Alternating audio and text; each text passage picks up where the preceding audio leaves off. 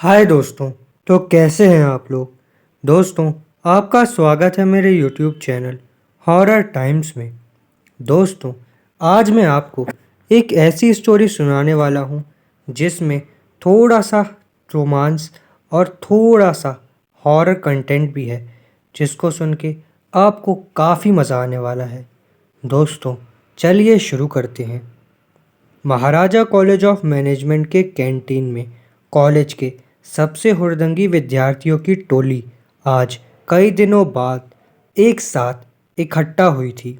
वजह सीधी सी थी कि आज ही इन सब का फाइनल एग्ज़ाम का लास्ट पेपर जो था। एग्ज़ाम के दौरान तो ये हुड़दंगी ऐसे भले मानुस प्रतीत होते थे जैसे पढ़ाई के अतिरिक्त इन्हें किसी और बात का कुछ लाभ ही ना हो। द रोमियो कहा जाने वाला रौनक तो जैसे ब्रह्मचारी बन जाता कि मजाल है सामने से आती किसी खूबसूरत लड़की को नज़र उठा के भी देख ले। हमेशा खुद को किसी सुपरस्टार एक्ट्रेस समझने वाली रीनी तो एग्ज़ाम के दिनों में आंखों पर मोटा चश्मा लगाए ऐसे दिखती जैसे उससे ज़्यादा पढ़ाकू पूरे कॉलेज में कोई ना हो। सारा दिन गिटार हाथ में लिए हुए किसी न किसी गाने की धुन बजाने वाले सूर्या पर तो इन दिनों न जाने क्यों धुन सवार हो जाती थी कि गिटार भूलकर सारा दिन किताबों में आंखें गड़ाए नोट्स का रट्टा लगाते रहता। आज जब एग्ज़ाम का भूत सबके सिर से उतर गया तो सभी फिर से अपने अपने कैरेक्टर में वापस आ गए। एक हाथ में कॉफ़ी कप थामे हुए दूजे हाथ की उंगली को अपनी घुंघराली लेटों में लपेटते हुए रीनी ने कहा, यार सच में ये boring place, I don't want to go there.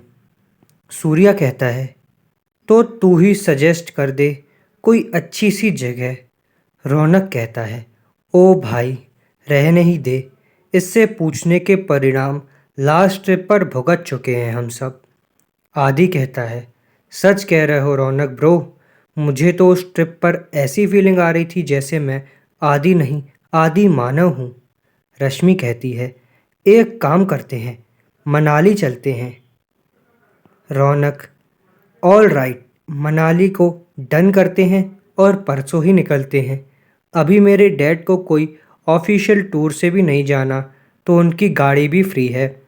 Surya कहता है, अरे श्यामू भैया, इसी बात पर ज़रा समोसे और चाय हो जाए। सभी सूर्या की बात का समर्थन करते हुए एक साथ थाप देकर टेबल बजाने लगते हैं। सूर्या मस्ती में गाने की धुन गुनगुनाते हुए एक गीत इजाद करते हुए कहता है, हाँ तो मेहरबान कदरदान, लीजिए आपकी खिदमत में पेश करते हैं एक तरोताज़ा गीत। वो गीत गाने के बाद सब ठहाके लगाते हुए सूर्या को घेर लेते हैं और उसे मजाक में पीटने लगते हैं। कुछ देर कैंटीन में समय बिताने के बाद हंसते मुस्कुराते हुए सभी अपने अपने घर को लौट जाते हैं। सभी थक चुके थे क्योंकि रात भर पेपर देने के स्ट्रेस से किसी को ठीक से नींद नहीं आई थी। घर पहुंचकर सभी घोड़े बेचकर सो रहे थे। सूरज भी आज पश्चिम दिशा की ओर ऐसे सरकता गया जैसे इम्तिहान देकर वो भी थक सा गया और अब जल्दी अपने घर को लौट जाना चाहता हो। आसमान के अंतिम छोर से लगते ही सूरज ऐसे दुबक गया जैसे माँ के आंचल में कोई मासूम बच्चा थक कर सुस्ता रहा हो। शाम अक्सर रंगीन होकर भी वीरान सी लगती है, लेकिन आज भी शाम महाराजा कॉलेज के महाराजाओं यानी स्टूडेंट्स के लिए रंगीन ही थी। सभी नींद से जागने के बाद एक दूसरे से वीडियो कॉल पर जुड़ने लगे। रौनक कहता है, गाइस कोई ऐसा तो नहीं है जो ट्रिप के लिए तैयार ना हो। रीनी कहती है, we all are ready to go. Aadi कहता है, wonderful, by the way why are you asking me such type of question. Raunak कहता है, क्योंकि गाड़ी इसी वीक के लिए फ्री है, इसके बाद तो डैड के लगातार टूर रहेंगे। अब किसी ने कुछ भी नाटक किया तो ट्रिप कैंसिल हो जाएगी समझो। सूर्या कहता है, ना जी ना, ऐसा तो हम होने ही ना देंगे। हम जाएंगे और ज़रूर जाएंगे जानी। सूर्या की बात सुनकर सभी एक साथ हंसते हैं क्योंकि महाराज कॉलेज के हुड़दंगियों की टोली अब ट्रिप पर जा रही थी। दोस्तों, सभी तयशुदा दिन में तैयार होकर रौनक के घर इकट्ठा होने लगते हैं। हॉल में चहल पहल को सुनकर रौनक की मम्मी डिम्पल वहां आती है और सबको देखकर वो चहकते हुए कहती है, wow, all jokers are here. काश मैं भी तुम लोगों की टोली का हिस्सा होती तो खूब सारी मस्ती करती। सूर्या कहता है, लो कर लो जी गल, ये भी कोई पूछने की बात है। आंटी, आप तो हमारी टोली की सरदार हैं, आपके बिना हम सब अधूरे ही हैं। डिम्पल कहती है, मक्खन लगाना तो कोई सूर्या से सीखे। आर्यन कहता है, आंटी, मक्खन से याद आया, बड़ी ज़ोरों की भूख लगी है। आज नाश्ते में क्या बनाया है आपने? डिम्पल कहती है, चलो डाइनिंग टेबल पर सभी टूट पड़ो। नाश्ता तुम लोगों के इंतज़ार में ठंडा हुआ जा रहा है। सभी लोग डाइनिंग टेबल की ओर दौड़ पड़ते हैं और नाश्ते पर ऐसा हल्ला बोल देते हैं जैसे बरसों से भूखे हों। चाबी का छल्ला उंगली पर घुमाता हुआ सीटी बजाता रौनक भी वहां आ जाता है। रश्मि कहती है, यार रौनक, तू कहाँ था अब तक? हम सब कब से यहीं पर हैं। रौनक कहता है, अरे भाई, गाड़ी की सर्विसिंग करवा ली, लंबा सफ़र है तो कोई रिस्क नहीं लेना चाहिए। सूर्या कहता है, सही है, चलो अब तुम भी जल्दी से नाश्ता कर लो और मनाली के लिए निकलते हैं हम लोग। आर्यन कहता है, हाँ यार, हम अब तक यहीं पर हैं, मनाली पहुंचने में रात हो जानी है अब। ओह नो, शाम से पहले पहुंचना होगा, पहाड़ी इलाका है, रात को ड्राइव करना सेफ नहीं होगा। आदि कहता है, ए डरपोक, तू न यहीं रह जा, क्योंकि हम लोग तो इस बार धूम मचाने वाले हैं।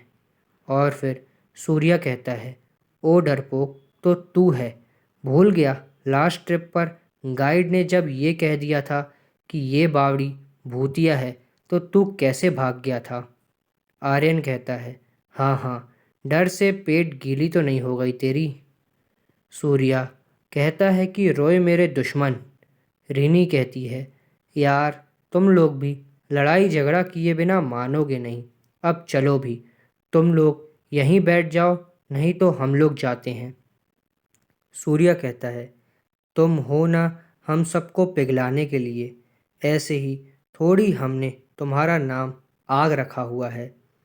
आर्यन कहता है, सही कह रहे हो भाई, हमारी गुस्सी वाली भाई है रीनी। रौनक कहता है, बकैती बंद करो एंड लेट्स गो, हम सच में लेट हो जाएंगे। सभी लोग अपने अपने बैग उठा के बाहर की ओर जाने लगे।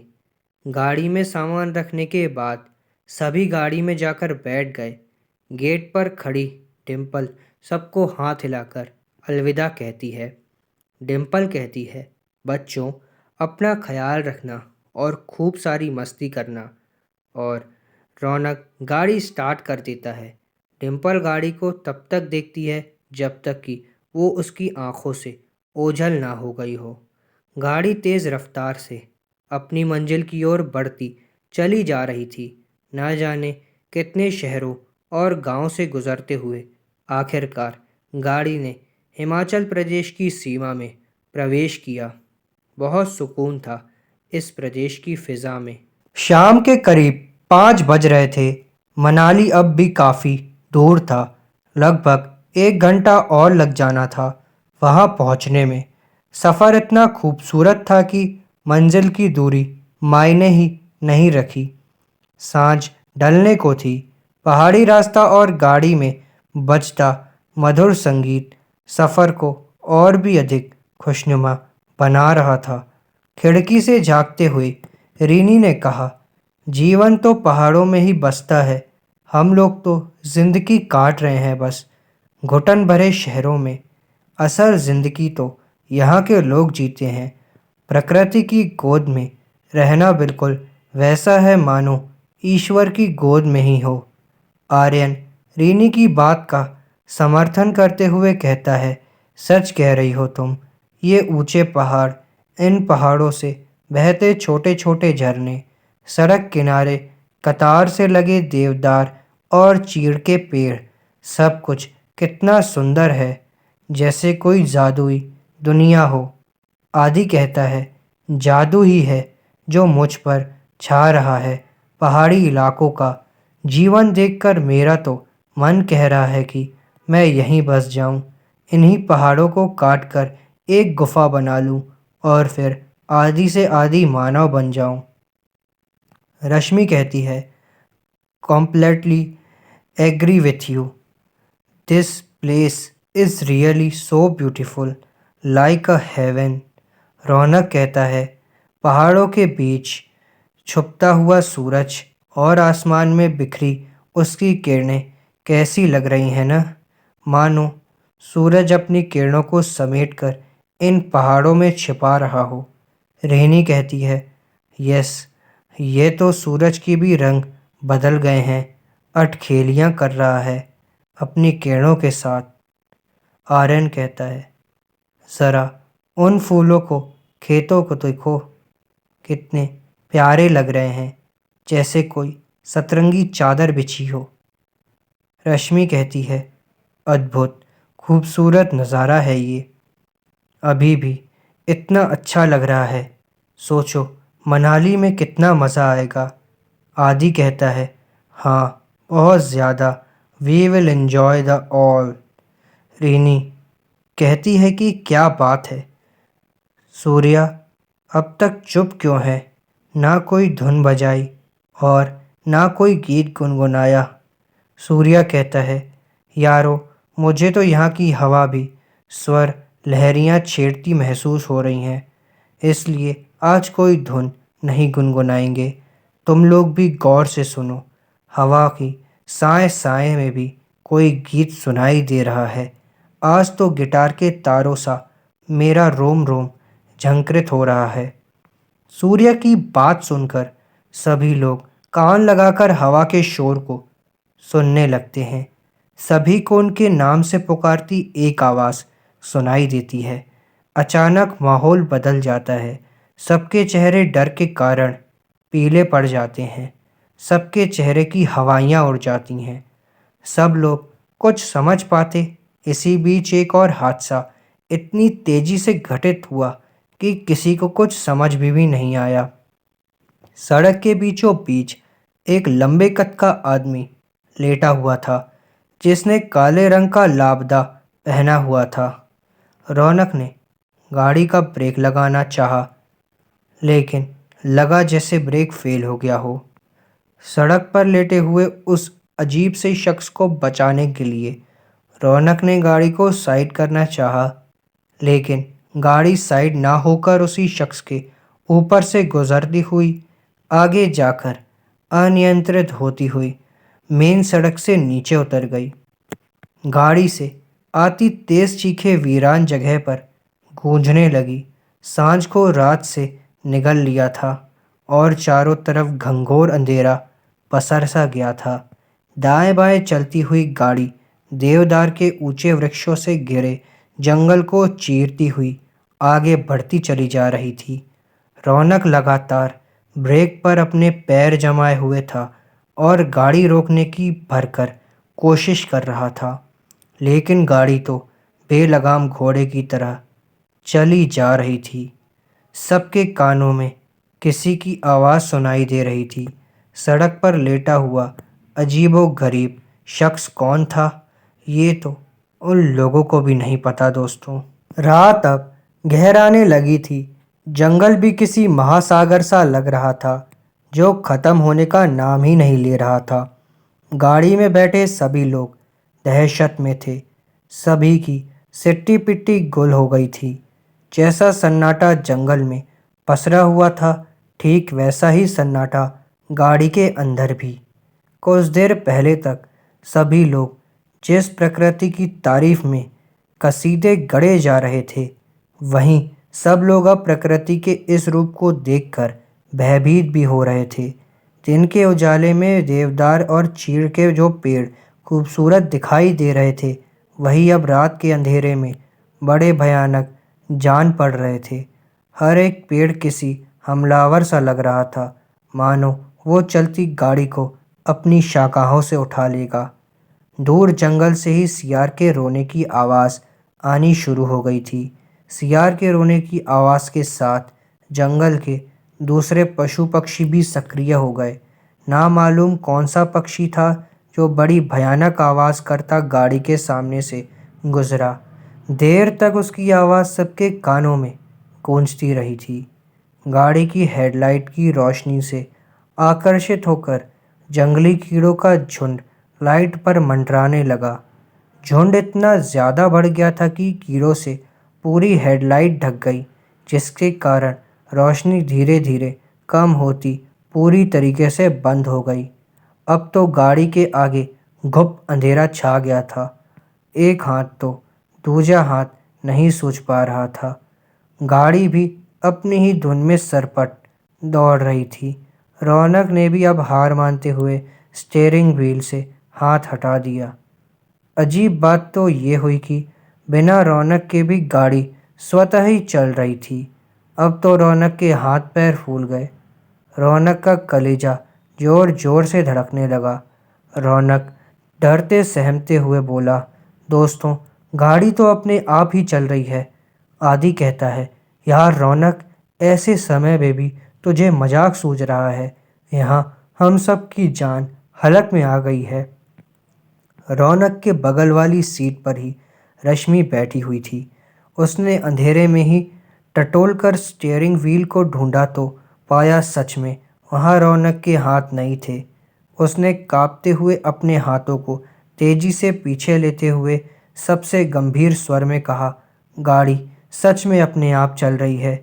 रीनी कहती है, हे भगवान, ये हम सब किस मुसीबत में फंस गए। सूर्या कहता है, लगता है हमारी गाड़ी भूत के हाईजैक कर ली है। आर्यन कहता है, सूर्या प्लीज़ ऐसी बातें मत करो, डर के मारे वैसे ही मेरे प्राण सूख रहे हैं। रौनक कहता है, बी प्रैक्टिकल यार, कोई टेक्निकल ग्लिच होगा। अचानक गाड़ी का ब्रेक लगा और गाड़ी रुक गई। सभी हैरानी से अंधेरे में एक दूसरे को देखने लगे। किसी को कुछ नज़र नहीं आ रहा था। दरवाजे से सटकर बैठी रीनी ने डोर लॉक खोला और तुरंत गाड़ी के बाहर निकल गई। उसके पीछे आदि, सूर्या और आर्यन भी बारी बारी से गाड़ी से उतर गए। रश्मि और रौनक अभी भी गाड़ी में ही थे। शायद उनका डोर लॉक था जो खुल नहीं रहा था। सभी के चेहरे पर एक ही डर दिखाई दे रहा था कि कहीं गाड़ी फिर से स्टार्ट होकर चलने न लग जाए। आर्यन कहता है, तुम दोनों पीछे की तरफ आओ और वहाँ से बाहर आ जाओ। रौनक, तुम पहले आ जाओ, फिर रश्मि को भी ले लेना। जैसे ही रौनक पीछे की तरफ आया और गाड़ी का दरवाज़ा खोलना चाहा, तो देखा वह भी लॉक था। गाड़ी के सभी दरवाजे लॉक हो चुके थे। मौसम में हल्की ठंडक होने के बावजूद पसीने की महीन बूंदें रौनक के माथे पर छलक रही थी। स्थिति ऐसी बन गई थी कि किसी की भी बुद्धि उस समय काम नहीं कर रही थी। सभी खौफ की जद में थे। काफ़ी जद्दोजहद के बाद गाड़ी का लॉक अपने आप खुल गया। बदहवास सी रश्मि गाड़ी से बाहर निकली। लड़खड़ाते कदमों से रौनक भी बाहर आया। सबकी रंगों में डर के खून के साथ कलेजा और धड़क ऐसे हो रहा था मानो फटकर बाहर आकर सब डर से गए हों। सबका ब्लड प्रेशर भी ऊपर नीचे हो रहा था। दोस्तों, ये सब होते होते साए साए करती हवा जब ज़मीन पर बिखरे हुए सूखे पत्तों से होकर गुजरती तो और अधिक डरावना माहौल बना देती। हवा से सरकते सूखे पत्तों की खड़खड़ाहट सुनकर ऐसा महसूस होता जैसे कोई चला आ रहा हो। रात भी खरपतवार की तरह तेजी से बढ़ती जा रही थी। रोशनी का नामो निशान तक नहीं था। सभी लड़के और लड़कियां एक दूसरे का हाथ थामे हुए डरे सहमे से चुपचाप खड़े हुए मिन्नतें कर रहे थे। सभी अपने अपने इष्ट देवों को याद करके इस बियावान जंगल से बाहर निकलने की प्रार्थना कर रहे थे। जंगल के बीचों बीच खड़े सभी दोस्तों के लिए एक एक पल काटना मुश्किल हो रहा था।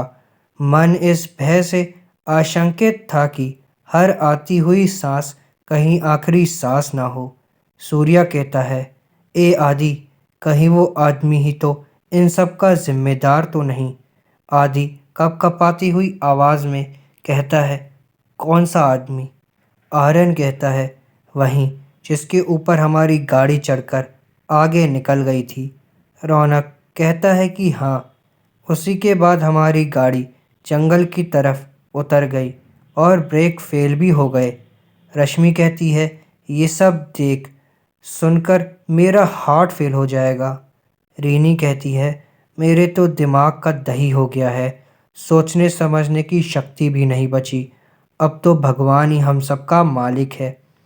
कहते हुए जैसे ही रीनी ने प्रार्थना में हाथ ऊपर उठाए तो उसके हाथ ऊपर की ओर ही रह गए और वो बुद्ध बनकर वैसी ही खड़ी हो गई। अचानक मौसम बदल गया। आकाश में बिजली की गड़गड़ाहट हुई और एकदम से बिजली कौंधी। बिजली की चमक में जब सबने रीनी को बुद्ध बनकर देखा तो सबके शरीर से डर से सिहर उठे। सूर्या ने रिनी को झकझोरते हुए कहा, अरे रिनी, क्या हुआ तुझे? रिनी मानो नींद से जागी। हड़बड़ाकर उसने सूर्या से कहा, कुछ भी तो नहीं हुआ, चलो यहाँ से। हम सब यहाँ क्यों खड़े हुए हैं? कहकर रिनी इस तरह आगे बढ़ चली जैसे जंगल नहीं, उसकी अपनी परिचित जगह हो जहाँ वो बरसों से रह रही हो। सभी ने एक दूसरे के हाथों को कसकर पकड़ लिया और कोई भी रिनी के पीछे नहीं गया। रिनी कुछ कदम चल रही थी कि उसे सामने रोशनी की एक बूंद टिमटिमाता हुआ दिखा। उसने अपने दोस्तों को पुकारते हुए कहा, कहाँ गए तुम सब लोग? देखो तो ज़रा, दूर कहीं कोई घर है शायद। दूरी पर होने के बावजूद रीनी की आवाज़ सुनसान जंगल में साफ सुनाई पड़ रही थी। उसकी कही बातें सुनकर सबके मन को थोड़ी राहत महसूस हुई कि चलो, यहाँ कोई इंसान तो है, शायद वही हमारी मदद कर दे। शायद वही हमारी मदद कर दे इस जंगल से निकलने में। इसी सोच से सब में ऊर्जा का संचार हुआ और वो फुर्ती से उस तरफ अपने कदम बढ़ा देते जिस तरफ रीनी जाती। रीनी अब भी उसी दिशा की ओर निहार रही थी, यहाँ रोशनी दिखाई दे रही थी। सभी लोग रीनी के नज़दीक चले गए और उसी दिशा में देखने लगे जिस ओर रीनी की नज़रें टिकी हुई थी। दूर एक सुनहरी सी रोशनी का बिंदु दिखाई दे रहा था, जिसे देखकर सबके चेहरे खिल उठे, सिवाय आदि के। आदि चिंतित स्वर में कहता है, यार, हम जिसे उम्मीद की एक किरण समझ रहे हैं वो मुसीबतों का निमंत्रण ना हो, हमें फांसने का एक जाल भी तो हो सकता है। रौनक कहता है, होने को तो कुछ भी हो सकता है, शायद तुम तो अनुमान लगा रहे हो, वो सही भी हो, लेकिन सिर्फ अनुमान से डर कर यहाँ रात को जंगल में खुलेआम रहना भी सही निर्णय नहीं है। जंगली जानवरों का शिकार बनने से अच्छा तो हम वहाँ जाना ज़रूर समझते हैं। आर्यन कहता है, मुझे तो आदि और रौनक दोनों की ही बात सही लग रही है, समझ नहीं पा रहा हूँ कि ज़्यादा सही कौन है। सूर्या कहता है, हम सब गाड़ी में भी तो रात काट सकते हैं, सुबह होते ही बाहर निकलने का रास्ता ढूंढ लेंगे। रश्मि कहती है, बात तो तेरी एकदम सही है सूर्या, लेकिन तुझे तो पता है कि गाड़ी अपने आप ही चल रही थी। रौनक रश्मि की बात का समर्थन करते हुए अलग टिप्पणी देने की बात समझता है। जंगल के बीचों बीच खड़े हुए लड़के और लड़कियां इसी उधेड़-बुन में थे कि करे तो करे क्या। दूर से आती रोशनी की दिशा में कदम बढ़ाएं या फिर से गाड़ी की ओर लौट जाएं। तभी तेज आवाज में बिजली ऐसी कड़की मानो चेतावनी दे रही हो कि खुले आसमान तले रहना खतरे से खाली नहीं है। कहीं किसी सुरक्षित स्थान पर चले जाओ। अब तो किसी के पास कोई चारा ही नहीं था, न नुकुर करने का। सभी तेज कदमों के उसी के ओर बढ़े जा रहे थे। हाँफते हुए सूर्या ने कहा, कितना और चलना होगा। ये रोशनी वाली जगह जस की तस नहीं लग रही। रश्मि कहती है, हाँ, ये दूरी कम क्यों नहीं हो रही। आदि कहता है, यार तुम लोग भी कैसी बातें कर रहे हो। हम लोग नाप तौल थोड़ी नहीं कर रहे हैं। रौनक कहता है, चलते रहो, मंजिल ज़्यादा दूर नहीं है। आर्यन एकाएक रुक गया और चिल्लाते हुए बोला, ओ तेरी, वो क्या है। सभी रुक गए और आर्यन द्वारा बताई जगह की ओर देखने लगे। वहाँ झाड़ियों के पीछे कुछ था। अंधेरे में भी एक साया साफ नजर आ रहा था। सबकी हालत ऐसी हो गई कि काटो तो खून ना निकले। झाड़ियों के पीछे चहलकदमी की आवाज़ ने रूह को अंदर तक झंझोर दिया था। झाड़ियों से उछलता हुआ वो साया पेड़ पर जा पहुंचा तो सब एक साथ चीख पड़े। सबकी चीख सुनसान जगह होने के कारण देर तक गूंजती रही। रेनी पेड़ की ओर उंगली से इशारा करते हुए बंदर बंदर चिल्ला रही थी। सभी लोग जब पेड़ पर बैठे हुए बंदर को देखे तो उनकी जान में जान आती है। माथे से पसीना पोंछते हुए आदि बोला, कभी सोचा नहीं था कि बंदरों की नाक में दम करने वाला मैं भी कभी बंदर से इस कदर डर जाऊंगा। रश्मि अचानक, आज तो न जाने क्या कुछ नहीं देखने मिल रहा। मुझे तो लग रहा है जैसे हम मनाली नहीं, भानगढ़ घूमने आए हों। सूर्या कहता है, दोस्तों ये ट्रिप तो भूतिया बावड़ी से भी ज़्यादा भयानक है। इतना डर तो उस बावड़ी में भी नहीं लगा था। आदि तंज कसते हुए कहता है, चलो इसी बहाने तूने स्वीकार तो किया कि तू उस दिन डर गया था, डरपोक। सूर्या चेहरे पर दिखावटी आत्मविश्वास लाते हुए कहता है, जैसे तू अभी डरा नहीं उस बंदर से, वैसे ही मुझे भी वहम हो गया था उस दिन। रौनक खुश होकर कहता है कि लुक एट देयर, कोई होटल लग रही है शायद। अगर होटल ही हुआ तो हमारे रहने का बंदोबस्त हो जाएगा। रीनी चहकते हुए कहती है कि होटल ही है, वो देखो वहाँ बड़े से बोर्ड पे नाम लिखा हुआ है। सूर्या गौर से तख्ती पर लिखे हुए नाम को पढ़ते हुए, होटल वेटिंग फॉर यू, ये कैसा नाम है, कहता है। आर्यन हैरान होकर कहता है कि हाँ, जैसे हमारा ही इंतज़ार कर रहे हों। आदि का चेहरा डर से मुरझा गया हो जैसे। वो बोला, मुझे तो अजीब सा महसूस हो रहा है। हम कहीं गलत रास्ते तो नहीं आ गए। रेनी आदि को समझाते हुए कहती है, तू सही और गलत का तराजू फेंक और ग्राहक की तरह सोच। जो मिल रहा है खुशी से ले ले। रश्मि बदलते मौसम से आशंकित होकर कहती है, ऐसा लग रहा है जैसे बारिश भी होने वाली है। हम सबके लिए यही बेहतर होगा कि हम उस होटल में रात गुजार ही ले। रौनक सहमति में सिर हिलाकर, हाँ, ये सही रहेगा, ऐसा कहता है। बीच जंगल में किसी होटल में रुकना क्या इन लोगों के लिए सही है? दोस्तों, ये मैं आपको अगले पार्ट में बताऊंगा।